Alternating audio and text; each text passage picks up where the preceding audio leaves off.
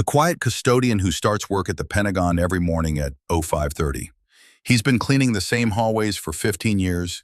Nobody talks to him. Nobody knows his name. He's just known as the cleaning guy. But one day a young soldier noticed the old scar on his hand and froze. Because that mark wasn't from some ordinary accident. That scar could only come from one type of operation.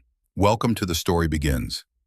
Before we dive into this story, tell us in the comments what city you're watching from today, and if you believe stories like this need to be told, hit that subscribe button and help us make sure these voices are heard. The Pentagon, one of the world's most secure buildings.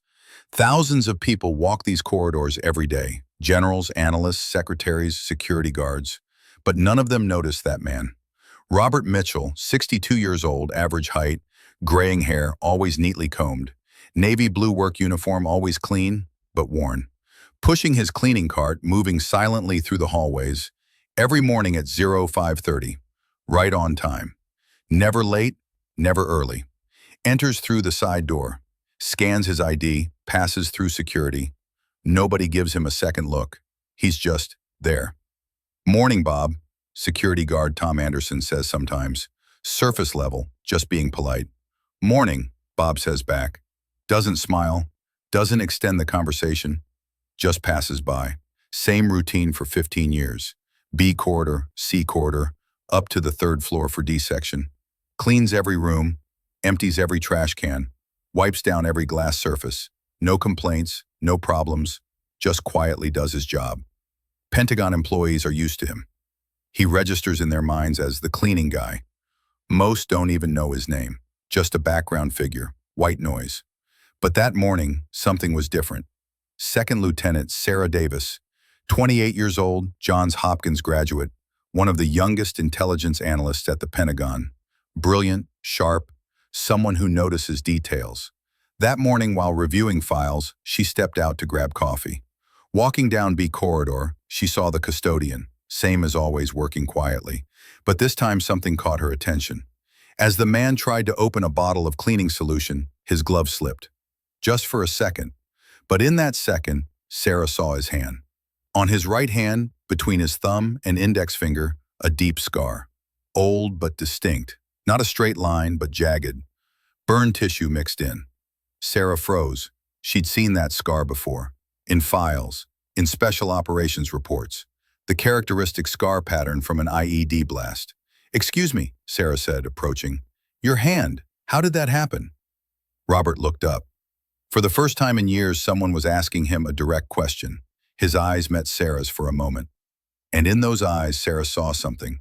Not tiredness. Experience. Deep, old experience. "Old accident," Robert said calmly. Put his glove back on. "Real old." But alarms were going off in Sarah's head. That scar wasn't from some ordinary accident. That was a war wound. That day, Sarah couldn't concentrate. The scar kept running through her mind.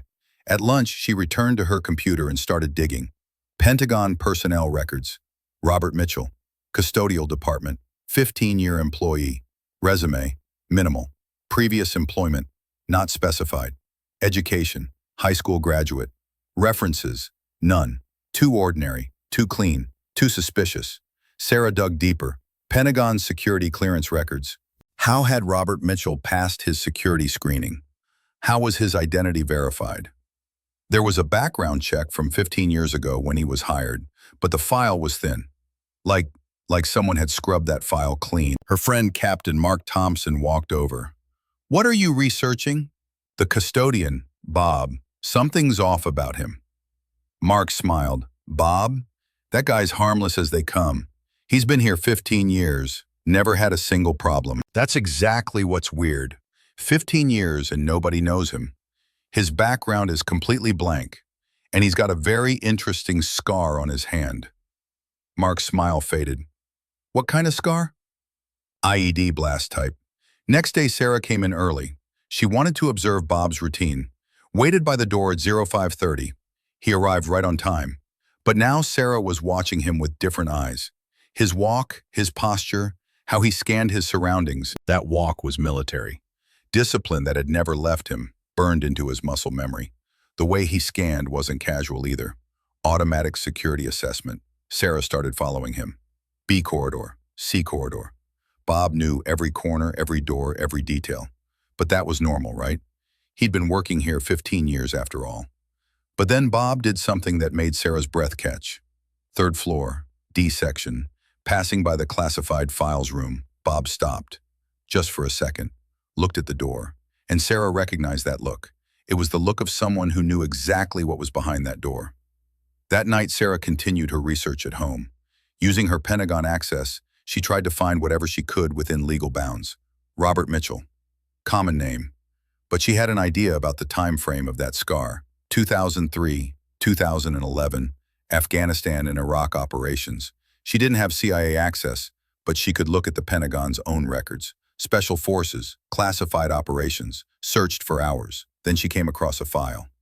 Operation Silent Thunder, 2008, Afghanistan.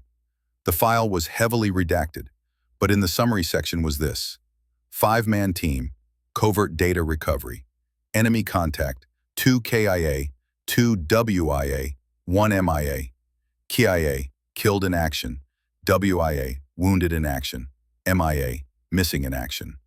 And then Sarah saw a name that made her heart stop. Personnel roster. Staff Sergeant R. Mitchell, Explosive Ordnance Disposal. Robert Mitchell, Bomb Disposal Specialist. Next morning, Sarah waited for Bob, but this time was different. Now she knew who he was. Robert, she said, using his name. Can we talk? Robert stopped. Nobody had addressed him by name in years. Slowly turned, looked at Sarah. About custodial work? About Operation Silent Thunder? Silence, complete silence. Robert's expression didn't change, but in his eyes, something flickered. Recognition, acceptance. Is there something I need to know? Robert said calmly. You were a bomb disposal specialist. 2008, Afghanistan. Most of your team died. You were reported as missing. Robert moved his cleaning cart aside. This isn't the place to talk. Then where? Robert thought. Cafeteria. During lunch rush. We'll blend into the crowd.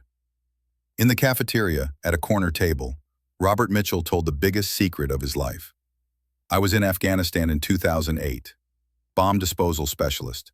5-man special team. Our mission was to retrieve critical intel from an enemy compound. Sarah listened.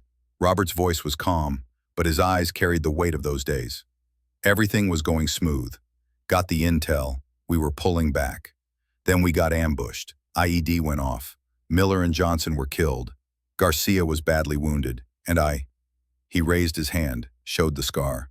I got caught in the blast. Went down unconscious. The others thought I was dead. That's how it got reported. But I was rescued. Took 9 months to recover. But by then, everything had changed. The operation was classified. The team was disbanded. Technically, I was dead. When I came back, nobody wanted me around. Sarah's breath caught. Why? Because I was alive and the others weren't. Questions would have been asked. Why did I survive? What did I see? Who did I meet?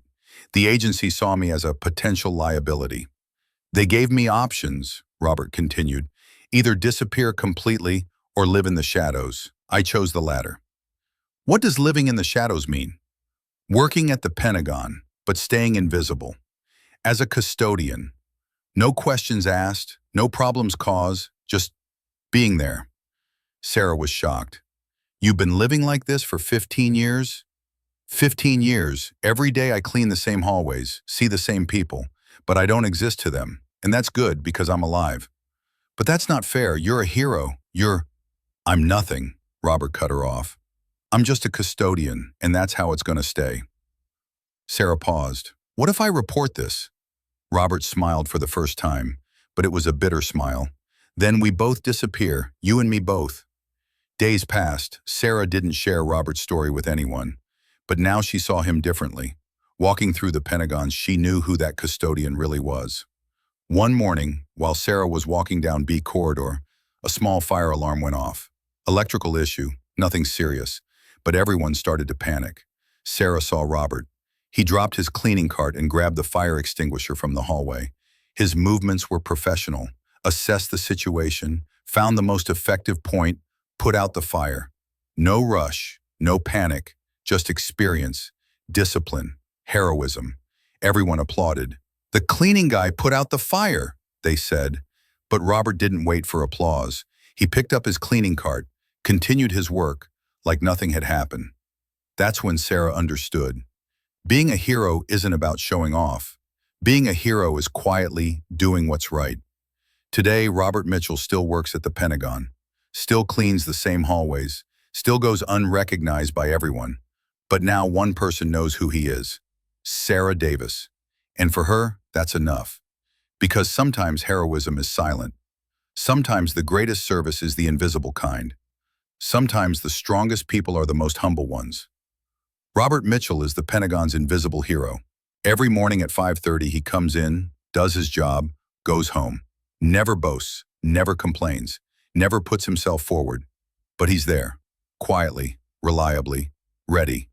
And maybe that's the greatest heroism of all, continuing to do what's right simply because it's right, in a place where nobody sees, in a way nobody knows.